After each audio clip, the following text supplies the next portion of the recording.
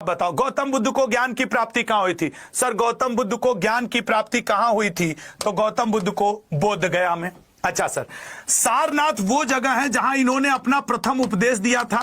कई बार आपसे पूछता है गौतम बुद्ध ने प्रथम उपदेश को धर्म चक्र प्रवर्तन कहते हैं। धर्म चक्र प्रवर्तन ये कहा जाता है। और इसी सारनाथ का पुराना नाम हुआ करता था ऋषि पत्तनम। ठीक है सर। कुशीनगर ये उत्तर प्रदेश में पड़ता है। यहां पे महात्मा बुद्ध की मृत्यु हुई थी और इनके मृत्यु को महापरिनिर्वाण कहते हैं। आपसे पेपर में पूछ सकता है महापरिनिर्वाण क्या है। लुम्बिनी में इनका जन्म हुआ था। महात्मा बुद्ध का लुम्बिनी में जन्म हुआ था। इन्होंने जिस भाषा में उपदेश दिया था दैट इज पाली। इन्होंने जिसको अपना पहला उपदेश दिया था, वैसे वो 5 संत हुआ करते थे, लेकिन 2 बंजारे, एक का नाम भल्लिक और क्या, 2 बंजारों को इन्होंने पहला उपदेश दिया था, लेकिन उसे ऑथेंटिक नहीं माना जाता है। तो 5 संतों को सारनाथ में इन्होंने पहला उपदेश, क्योंकि वो ग्रंथों में वर्णित है। महात्मा बुद्ध के बचपन का नाम सिद्धार्थ हुआ करता था। इनके पिता का नाम सुदोधन, माता का नाम माया देवी या महामाया हुआ करता था। इनको पालने वाली का नाम इनकी मौसी या आंटी हुआ करती थी, जिन्हें प्रजापति गौतमी कहा जाता था। याद रखना, महात्मा बुद्ध के मृत्यु के बाद 4 बौद्ध मीटिंग हुई थी। उनसे तुमसे क्वेश्चन पूछता है कहां कहां पे हुई थी? रावैपाकू, राजगिरी, वैशाली, पाटलिपुत्र, कुंडलवन, ये 4 मीटिंग हुई थी महात्मा बुद्ध के मृत्यु के बाद बौद्ध धर्म में। अगला, अनुच्छेद 21A किससे संबंधित है? बताइएगा, अनुच्छेद 21A किससे संबंधित है? बताओ अनुच्छेद 21A किससे संबंधित है? आइए सर देखते हैं। धर्म की स्वतंत्रता, अरे गुरु ये तो 25 से लेकर 28 आर्टिकल तक दिया है, मतलब ये ऑप्शन तो नहीं। संपत्ति का अधिकार, अब सर ये लीगल राइट है संपत्ति का अधिकार, और ये 300A में है, मतलब ये भी आंसर नहीं है। शिक्षा का अधिकार, समानता का अधिकार, बिल्कुल वर्ष सर 6 वर्ष से लेकर 14 वर्ष आयु के बच्चों का निःशुल्क अधिकार जो है वो शिक्षा का अधिकार, आर्टिकल भी। समानता के अधिकार के बारे में 14 से लेकर 18 तक बात किया। 14 आर्टिकल 14 में, 15 में लगभग समानता की बात है। 17 में छुआछूत का अंत है। 18 में उपाधियों का अंत है। यही दिया है ना। अगला क्वेश्चन, तो बी ऑप्शन शिक्षा का अधिकार। निम्न में से कौन शास्त्रीय भाषा नहीं है? अब जरा ध्यान से सुनना। शास्त्रीय भाषा से चाहे आपका जीडी का एग्जाम हो, चाहे आपका एमटीएस का एग्जाम हो, आपसे क्वेश्चन आता है। वैसे 6 शास्त्रीय भाषाओं को मान्यता प्राप्त है। दिए गए में से मगधी जो है वो शास्त्रीय भाषा में नहीं है। उड़िया, तमिल, कन्नड़, तेलुगु, ठीक है ना, तेलुगु ये शास्त्रीय भाषा है। संस्कृत ये शास्त्रीय भाषा है। आप बताइए 1 2 3 4 5, एक और बचा, वो कौन सी शास्त्रीय भाषा? एक मात्र और बचा है, बताओ वो कौन सी शास्त्रीय भाषा है? सोच समझ के बताना कि एक जो और बचा है। तो सर उड़िया, तमिल, कन्नड़, तेलुगु और यहां पे मैं लिख दे रहा हूं मलयालम, ये है आपके शास्त्रीय भाषा। ठीक है ना, इतनी है आपकी शास्त्रीय भाषाएं जिनको क्या रखना होगा, आपको ध्यान रखना होगा। अगले पे जाते हैं और देखते हैं कि अगला क्या है। तो डी ऑप्शन, निम्न में से कौन सा नृत्य तमिलनाडु से संबंधित है? आपका पेपर हो और आपसे नृत्य मेला महोत्सव से क्वेश्चन ना पूछे एमटीएस और जीडी, ऐसा हो ही नहीं सकता। तो देखिए, निम्न में से कौन शास्त्रीय भाषा नहीं है? शास्त्रीय भाषा नहीं है कुम्मी नृत्य, ठीक है ना, शास्त्रीय भाषा नहीं है कुम्मी नृत्य, ये आप याद रखिएगा। अच्छा, कुम्मी नृत्य शास्त्रीय ये आपके तमिलनाडु से नहीं है, क्षमा करिएगा, तमिलनाडु से नहीं है। रऊफ जम्मू कश्मीर से, मैंने उल्टा बोल दिया है। लावड़ी आपके महाराष्ट्र से है, और आपके कुम्मी जो है वो तमिलनाडु से है। तमाशा भी आपके महाराष्ट्र से संबंधित है, ठीक है ना।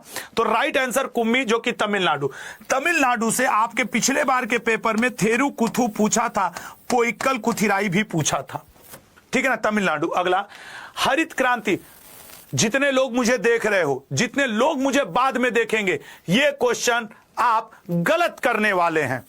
टिक लगा के देख लो, मैं भी यहीं खड़ा हूं, मैं वेट करूंगा तुम्हारे कमेंट का, ठीक है ना, मैं वेट करूंगा तुम्हारे कमेंट का। ये एक रवि प्रसाद नाम का लड़का, उसको ब्लॉक कर दो। मैं ऐसा इसलिए बोला कि वो थोड़ा डर जाए। रवि ब्लॉक नहीं करूंगा, भले तुम थोड़ा सा रिकॉर्डेड बोल गए, ठीक है ना। चलो, ऐसे इनको लगेगा कि अब अपने दोस्त को दिखाएंगे, देखो देखो सर जी हमारा यहाँ नाम बोल रहे हैं। अरे हम तो उसी के साथ तुम्हें थोड़ा सा बेवकूफ भी बोल रहे हैं कि सोचो, जिसको ये नहीं सेंस हो पा रहा है कि क्या चल रहा है लाइव या रिकॉर्डेड। खैर बताओ भैया, क्या इसका आंसर होगा? इसका आंसर हाँ, जितने लोग ऑप्शन बी को टिक मारे हो वो एकदम गलत हो। ये लो, ऑप्शन ए सही है, विलियम गॉड। इस व्यक्ति ने 1968 में जब हरित क्रांति आया था तब इसने देखा कि भारत का जो 120 मिलियन टन गेहूं उत्पादन था वो 170 मिलियन टन तक पहुंच गया था। तब इसने टर्म क्वाइंड किया था हरित क्रांति। ये जो है ना, इनको हरित क्रांति का जनक कहा जाता है, न कि इन्होंने वो शब्द दिया था। हरित क्रांति का जनक कहां पे? भारत में, ठीक है ना। इंदिरा गांधी को रजत क्रांति का जनक, रजत क्रांति अंडा उत्पादन से संबंधित थी और इंदिरा गांधी जी को रजत क्रांति का जनक कहा जाता है, ये याद रखना। वर्गीज कुरियन को श्वेत क्रांति का जनक या दुग्ध क्रांति का जनक माना जाता है, आनंद मिल्क यूनियन लिमिटेड का जनक माना जाता है। तो क्वेश्चन में डिफरेंस है। क्वेश्चन में पूछा था पहली बार शब्द किसने प्रयोग किया, और आधे ऐसे किए बैठे हुए हैं। और वो किस लिए ऐसे किए बैठे हुए हैं? अरे गुरुजी हम एम एस स्वामीनाथन टिक मार लिए, हम तो यही पढ़े थे।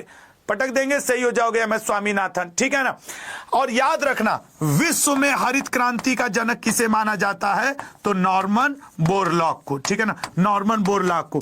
आधा लोग से पूछ दें कि जरा बताना तो इस बार का एम एस स्वामीनाथन पुरस्कार किसको दिया गया है? मुंह बना के बैठ जाओगे। अरे आज 30 अगस्त हो गया, अगला 30 सितंबर ठीक इसी समय पे एमटीएस का एग्जाम एनालिसिस चल रहा होगा। और एमटीएस की एक खासियत है, याद रखना, एमटीएस जो पहले दिन पूछता है वही कमोबस अगले 20 दिन तक चारों शिफ्ट में पूछता है। तो 30 सितंबर शाम 7 बजे की क्लास छोड़ दिए ना, अगर छूट गई ना, तो विश्वास मान लेना कि तुम बहुत कुछ मिस करोगे। एमटीएस की रग रग से वाकिफ हूं, और जो लोग पिछली बार दिए होंगे उन्हें भी पता होगा, ठीक है ना। बिल्कुल कंबोज साहब को मिला है, बिल्कुल एम एस स्वामीनाथन जो पुरस्कार है बी आर कंबोज को। भारत के प्रथम कार्यवाहक प्रधानमंत्री कौन थे? मैं लिख के दे रहा हूं कि तुम लोग गलत करने वाले हो, इसको याद रखना। जब जवाहरलाल नेहरू देश के प्रधानमंत्री हुआ करते थे और उनकी जब डेथ हुई थी, उसके बाद 27 मई 1964, एग्जैक्ट डेट लिख दे रहा हूं, 27 मई 1964 को भारत के पहले कार्यवाहक प्रधानमंत्री गुलजारी लाल नंदा जी बने थे। फिर इनके बाद लाल बहादुर शास्त्री जी बने, लेकिन फिर लाल बहादुर शास्त्री जी की मृत्यु हुई, फिर गुलजारी लाल नंदा जी बने, फिर गुलजारी लाल नंदा जी ही बने थे, ठीक है ना। तो ये चौधरी चरण सिंह, इन्हीं के लिए हम लोग किसान दिवस मनाते हैं 23 दिसंबर को। तो ये बात आप याद रखिएगा, ठीक है ना, ये बात आप याद रखिएगा। गुलजारी लाल नंदा थे पहले कार्यवाहक प्रधानमंत्री। हाँ, जितने लोग मोरारजी थे, अरे जब नेहरू जी की डेथ हुई थी 27 मई 1964 से लेकर के आपके करीब 9 जून 1964 तक, यही थे गुलजारी लाल नंदा। अगले पॉइंट पे आएंगे। विटामिन बी3 का प्रमुख स्रोत क्या है? सोच समझ के बताओ। विटामिन बी3 का, अच्छा 1964 की जगह कुछ और लिख दिए क्या? अच्छा 1964, हाँ 46 लिख गए थे। बहुत अच्छा, एक स्टूडेंट ने मुझे ध्यान दिलाया तो कि सर उसको 64 तो कर दीजिए, वो हो जाता है, ठीक है ना। अगला, विटामिन बी3 का प्रमुख स्रोत क्या है? सर आंवला है तो ये तो विटामिन सी का है, सनलाइट है तो सर ये तो विटामिन डी का है, अंकुरित बीज है तो सर ये तो विटामिन ई का है, चावल है तो विटामिन बी3, ठीक है ना। चावल है तो विटामिन बी3 का ये आपके अच्छा स्रोत है। अंकुरित बीज जो हैं वो विटामिन ई के ज्यादा अच्छे स्रोत होते हैं। अच्छा, घर में मम्मी लोग क्या करती हैं, कई बार चौलवा एकदम रगड़ रगड़ के 3 पानी धोती हैं, फिर उसकी बहुत बड़ाई भी बतियाती है। हमसे अच्छा चावल पूरे मोहल्ले में कोई धो के नहीं बनाता होगा, पूरे गांव में कोई धो के नहीं बनाता होगा। जब आप चावल को ना रगड़ के 2-3 पानी धो देते हैं ना, तो उसके अंदर का जो विटामिन बी है ना वो बह जाता है। और याद रखिएगा, जब विटामिन बी3 ये सब किसके लिए जिम्मेदार होते हैं? मेमोरी के लिए, याददाश्त के लिए। अब देखो, चावल को ज्यादा कौन खाता है? सर चावल को ज्यादा तमिल, साउथ साइड के लोग खाते हैं, बंगाल साइड के लोग खाते हैं। अब तमिल और बंगाल साइड के लोग, खास करके तमिल, आंध्र प्रदेश साइड के लोग जो चावल खाते हैं, जिनकी मेमोरी तेज है, वो किस में जाते हैं? वो वैज्ञानिक बनते हैं, वो वैज्ञानिक के फील्ड में जाएंगे, वो सॉफ्टवेयर के फील्ड में जाएंगे, सॉफ्टवेयर के, क्योंकि वो बचपन से चावल धुल के बहुत ज्यादा नहीं खाते, उठा करके एक ही बार में चावल डाल दिए, इडली, डोसा, चावल ऐसे उठा के खा लेते हैं। अब वो लोग चावल खाए, इतना ज्यादा धुले नहीं, तो विटामिन बी उनके अंदर है, मेमोरी तेज है। ये जो थायमीन है और ये आपके है ये विटामिन B3 सब चावल में। हम यूपी बिहार एमपी वाले क्या, हम रोटी खाते हैं, रोटी। अच्छा, रोटी खाते हो, तुम्हारे में बी की थोड़ी कमी हो जाती है, फिर तुम थोड़े से ऐसे दिमाग वाले हो जाते हो हमारी तरह। फिर हम लोग क्या करते हैं, हम यूपी बिहार एमपी वालों की बात देख लो, जो हमारे यूपी बिहार एमपी के भाई हैं,